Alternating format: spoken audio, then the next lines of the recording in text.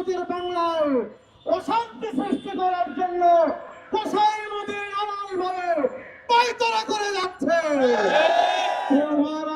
আমরা বলতে চাই, বাংলাদেশের জনগণ ভারতের বিরোধী নয়, কিন্তু বাংলাদেশের জনগণ যেভাবে ফ্যাসিস্ট হাসিনার বিরোধী, ঠিক তেমনি ভাবে ফ্যাসিস্ট কসাই মোদির বাংলাদেশের জনগণ বিরোধী।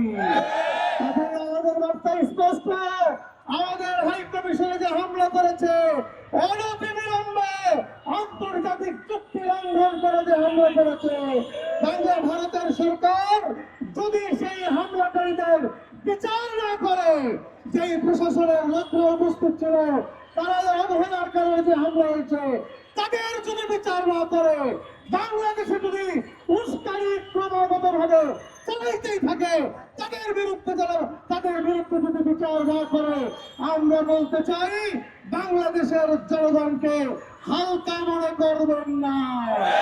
বাংলাদেশের জনগণ কিভাবে জবাব দিতে হয়, এদেশের জনগণের তার চাওয়া আছে।